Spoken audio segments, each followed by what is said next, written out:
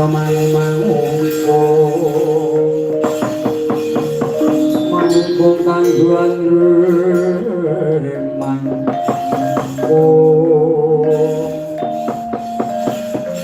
yo jagat yo dewa Bathara sisaning Bathara jagat mangke to pisanak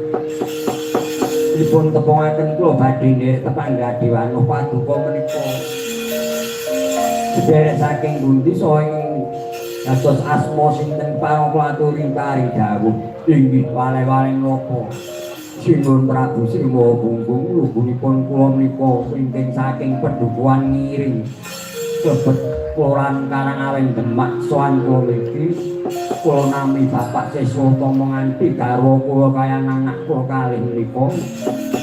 miturut pangandikanipun para pinter anak kula nalika semanten lair dinten kalih menika namipun jampit awit jalaran estri kadros syaratipun kedah dipun ruwat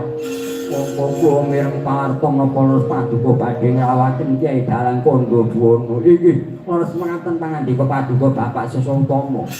mengaten kula monggo inggih sendaka pitulung kuwatur ing ruwat kateng nirmalanipun anak kula inggih mengaten monggo kuwatur enggah wonten wingking kula kantun ngentos sirahipun Kyai Dalang Kandha Buwana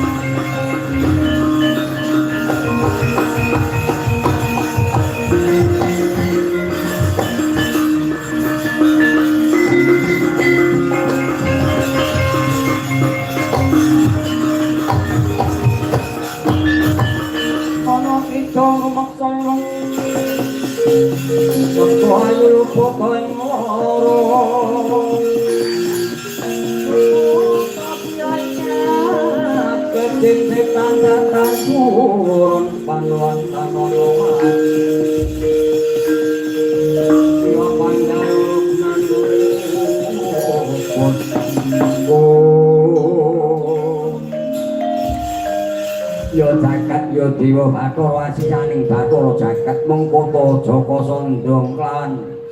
Demahe Kotir kepiye nggon tak utus Supadi Dalang asma Kyai Dalang Kandha Buwana apa santuk gawe nggih walawan napa sinuwun anggen kula ngemban dawuh timbalan paduka ingkang sinuwun menika sampun angsal damel Bapak Kyai Dalang sampun kula dherekaken rawuh ngacandika sinuwun ya syukur sekedhi jumurung mangke to kisanak dipun tepangaken kula menika nalindra saking kula carita nami kula Prabu Sri Maha Gunggung inggih wale-wale napa Sinuwun Prabu Sri Maha Gunggung lugunipun kula menika ing namipun Kyai Dalang Kandha Buwana inggih syukur sekedhi jumurung Kyai Dalang Kandha Buwana pramila paduka kuwatur rawuh wonten negari para carita mriki awit kula tinahi sanggaing kadang kula menika Bapak Seswatama lah Ibu Titik Supatmi menika kagungan putra kalih naminipun Genduk Widyawati Wahyu Utami kayantun Bagus Wibisana Wahyu Utama menika miturut pangandikanipun para simbah-simbah jaman rumiyin kedadipun ruwat syaratipun supados icama suketanipun kantun manggih widodone ing Sandikara pramila kula borongaken kaliyan paduka Bapak Kyai Dalang Kandhawana kawula nuwun Sulinggih ketewa mekaten boten langkung sekaken dawuh monggo sedaya kemawon swawi kula dherekaken nyuwun dhateng cih nugraning Bathara supados nyuwun